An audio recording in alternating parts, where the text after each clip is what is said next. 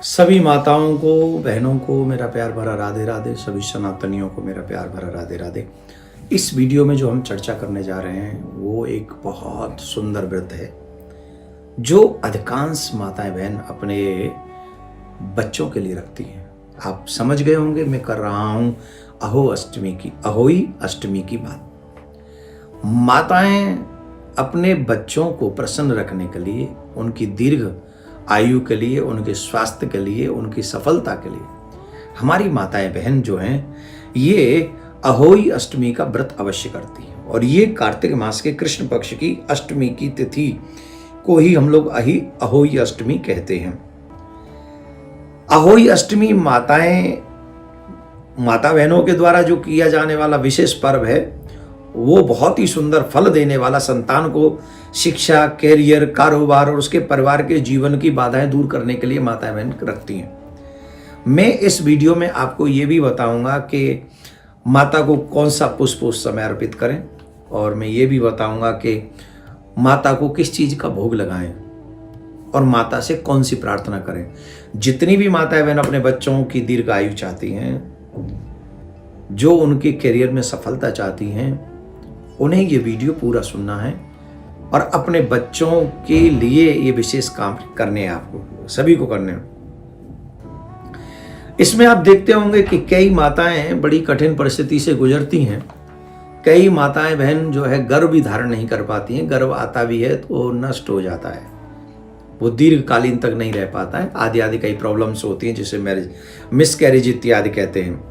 संतान प्राप्त करने में उनकी असुविधा होती है, उन्हें ये सब नहीं हो पाता है। लेकिन अहोई अष्टमी का व्रत करने से वो बाधाएं भी दूर हो जाती हैं और उन्हें सुंदर सुयोग्य संतान की प्राप्ति होती है।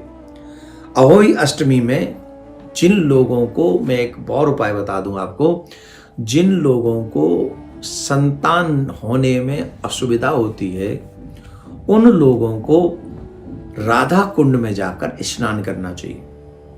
अहोई अष्टमी के दिन राधा कुंड में रात्रि के समय स्नान करने का या दिन में स्नान करने का बहुत बड़ा फल है। कहते हैं कि उन्हें संतान प्राप्ति हो जाती है। पर चांदी की अहोई धारण की जाती है। ऐसा इसलिए किया जाता है क्योंकि चांदी की अहोई देवी या दिव्य उपस्थिति है और शक्ति का प्रतिनिधित्व करती है।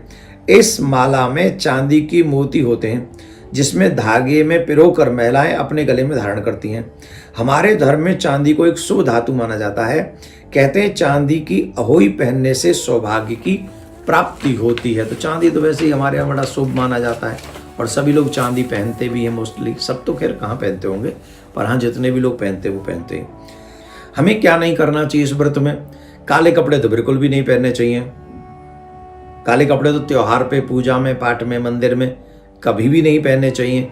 इसे अशुभ माना गया है। काफ़ी लोग विवाह में भी पहन लेते हैं, वो अशुभ है, शुभ नहीं है। फैशन को अलग जगह पे कीजिए, लेकिन जो शुभ समय है जैसे विवाह हुआ, नामकरण हुआ, मंदिर हुआ, पूजा हुआ, पाठ हुआ, कथा हुआ, इन सब में ब्लैक ड्रेस, ब्लू ड्रेस पहनने से बचना चाहिए। ये तो बहुत अच्छी बात है। इस दिन कुछ भी सिलाई न करें, कैंची न चलाएं, इस बात का ध्यान रखें। व्रत के दौरान महिलाओं को दिन में सोने से बचना चाहिए। कई लोग भूख लग रही होती है, चलो बोले भूख लग रही है, खाना तो कुछ है ही नहीं, पानी तो पीना ही नहीं, सो ही जाते हैं। तो सोने से व्रत का महत्व जो है कम हो जाता है, इसलिए सोने से बचना ही चाहिए। तामसिक भोजन नहीं करना चाहिए। भोजन तो करोगे कथवा उसके व्रत के बाद ही, और व्रत के बाद भी लहसुन, प्याज इत्यादि जो बुरी चीज़ें हैं, मांस वेस, इन सब चीज़ों को ग्रहण नहीं करना चाहिए। व्रत करने के लिए सात्विक विचारधारा का होना परम आवश्यक है, इस बात को ध्यान रखें।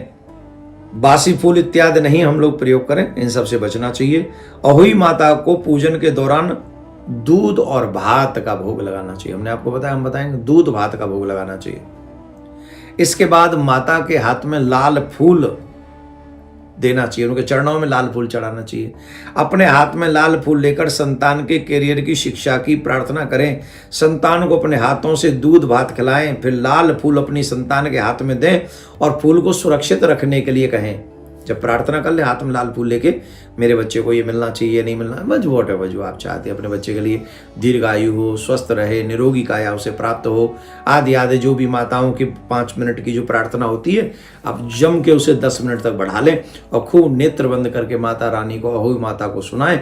लाल फूल आपके हाथ में होना चाहिए, वही लाल फूल माँ के चरणों से छुआ कर अपने बच्चे के हाथ में देकर कहें कि इसे संभाल के रखना, अपने पास में ही रखना।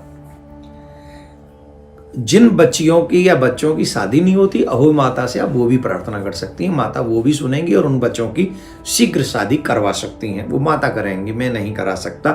माताएं कृपा, माता से प्रार्थना अगर आप करोगे अहोई माता से, तो माता आपकी, क्योंकि व्रत आपने रखा है, तो आपकी अवश्य सुनेंगी।